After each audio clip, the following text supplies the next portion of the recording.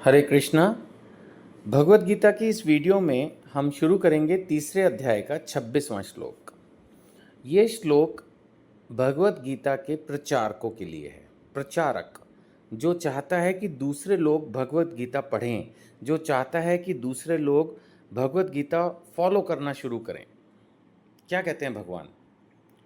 विद्वान व्यक्ति को चाहिए कि वह सकाम कर्मों में आसक्त अज्ञानी पुरुषों को कर्म करने से रोके नहीं, ताकि उनके मन विचलित ना हो।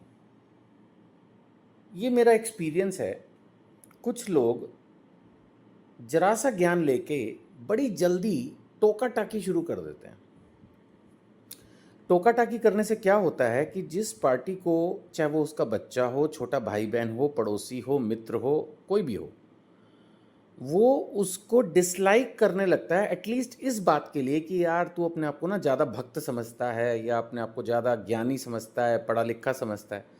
तो जो वो मैसेज कन्वे करना चाहता है ना, वो मैसेज कन्वे ही नहीं हो पाता, क्योंकि सामने वाला अपना हियरिंग स्विच, सुनने की जो उसकी इच्छा है उसको ख़त्म कर देता है। हियरिंग स्विच ऑफ करना, इसको हम बोलते हैं हियरिंग, सुनना।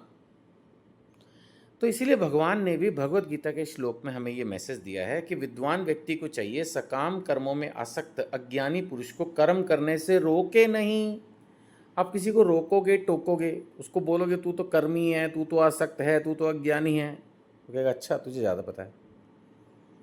क्योंकि अगर आपने ऐसा किया तो उसका मन हो जाएगा विचलित। फिर क्या करें? अपितु भक्ति भाव से कर्म करते हुए वह उन्हें सभी प्रकार के कार्यों में लगाए, जिससे कृष्ण भावनामृत का क्रमिक विकास हो। यहाँ पर प्रभुपाद जी ने ये वर्ड्स ऐड कर दिए एक्स्ट्रा। वो भी भगवान की बात को हाथ के हाथ एक्सप्लेन कर रहे हैं कि एकदम से कोई चेंज किसी में नहीं आएगा। यानी आपने करना क्या है? अपितु भक्ति भाव से कर्म करते हो। आप अपने कर्म भक्ति भाव से करते रहिए। आप अपने कर्म निष्काम भाव से करते रहिए। पहली बात तो लोग आपके कर्म के स्टाइल से ही प्रभावित होकर फॉलो करने लगेंगे भगवत गीता या अन्य शास्त्रों को, अन्य चीज़ों को। कहेंगे देखो ये व्यक्ति ऐसा कर रहा है, ये व्यक्ति भगवत गीता पढ़ता है, या किसी जो है गुरुदेव की शिष्यता इसने स्वीकार की है, और देखो ये कितना डिफरेंट है हम लोगों से। तो लोग खुद ही आचरण से आपको फॉलो करेंगे। और कुछ पूछें तो आप उनको सॉफ्टली बता दें, या अगर मैसेज भी देना है तो बहुत पोलाइटली, शॉर्टली, क्रिस्प मैसेज दें, छोटा मैसेज, तो लोग फॉलो करेंगे। अगर आप सीधा हथौड़ा मार के किसी को इम्प्रूव करने की कोशिश करोगे, हम नहीं कर पाएंगे, हमें वो ताकत ही नहीं है। वो हमारे अंदर की 1000 कमी आपको और बता देगा।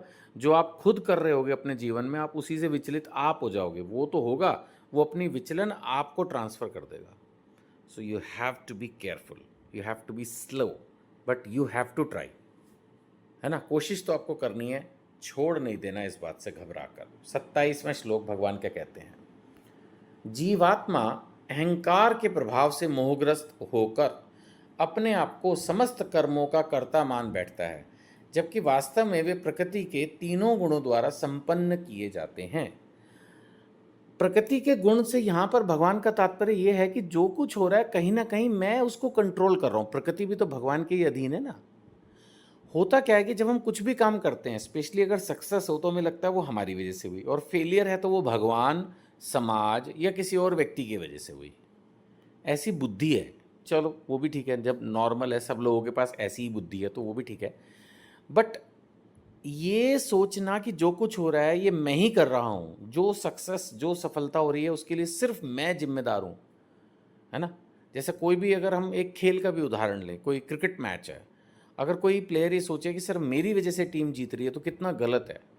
पहले तो 11 प्लेयर खेल रहे हैं, फिर उसके पीछे कोच है, फिर उसके पीछे सपोर्ट टीम है, फिर उसके पीछे और पता नहीं क्या क्या है। सब मिलाकर विजय होती है। एक व्यक्ति अगर अपने मन में ये सोच के बैठ जाए कि देखो किसी के मन की सोच को तो कोई बदल नहीं सकता, लेकिन भगवान ने कह दिया क्लियरली कि ये तो बस फिर एक अहंकार है, इससे ऊपर कुछ नहीं है। अगर जीवात्मा अहंकार के प्रभाव से मोहग्रस्त होकर अपने आप को समस्त कर्मों का कर्ता, जो कुछ हो रहा है मैं कर रहा हूँ, मान बैठता है, ऐसा है। कोई भी बड़े से बड़ा व्यक्ति किसी भी जीवन में चले जाने पर ऐसा नहीं होता कि बाकी सबका जीवन नष्ट हो जाएगा। भगवान चींटी से लेके हाथी तक सबको पालता है। सब कुछ इस धरती पर आपके जाने के बाद भी होता रहेगा, ये समझने की ज़रूरत है। तो कभी भी इस अहंकार में नहीं आना है कि जो कुछ हो रहा है वो बस मैं ही कर रहा हूँ और मेरे सिवा कोई कर नहीं सकता। 28वां श्लोक।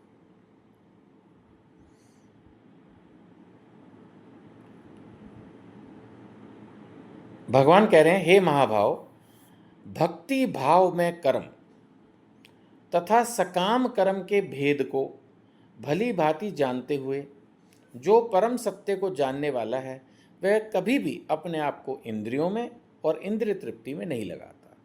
एक फीचर भगवान ने बताया कि जो लोग सकाम कर्मी हैं, जिनको हर समय कर्म करके कुछ फल चाहिए, अच्छा भी करेंगे, माना किसी की मदद ही कर रहे हैं, कोई सोशल सर्विस कर रहे हैं, लेकिन उसके बदले में उनको चाहिए कि उनकी फ़ोटो अखबार में छप जाए, 10 लोग उसकी प्रशंसा करें, सकाम कर्मी, कर्म अच्छा ही कर रहा है। लेकिन एक होगा जो निष्काम, भगवान की भक्ति भाव से कर रहा है, उसको लगता है ये मेरा कर्तव्य है, मुझे करना है, कोई फल मिले तो ठीक, नहीं मिले तो चलेगा। तो भगवान कह रहे इसको पहचानेंगे कैसे कि ऐसा व्यक्ति अपने आप को इंद्रियों और इंद्रिय तृप्ति में नहीं लगाता। यानी कर्म करना है लेकिन ये इंद्रिय भोग के पीछे नहीं भागना। That is the message. चलिए इस वीडियो में इतना ही लेते हैं, अगली वीडियो में आगे कंटिन्यू करेंगे। आप सबसे यही प्रार्थना, कम से कम एक व्यक्ति तो दुनिया में ढूंढें जो, अब आप ये वीडियो देख रहे हैं तो आई हैव टू प्रिज्यूम कि ये वीडियो आप देखते जा रहे हैं, वीडियो सीरीज़ तो आपको अच्छी लग रही है। किसी एक व्यक्ति से तो प्रार्थना करें, नहीं देखेगा तो नहीं देखेगा, उसको फॉरवर्ड करें, किसी व्हाट्सएप ग्रुप पे इसको फॉरवर्ड करें। भगवत गीता के प्रचार में प्लीज़ मेरी मदद करें, जैसे भी कर सकते हैं। फ़ोन नंबर दिया गया है, संपर्क करके मुझसे बात करें। हरे कृष्ण।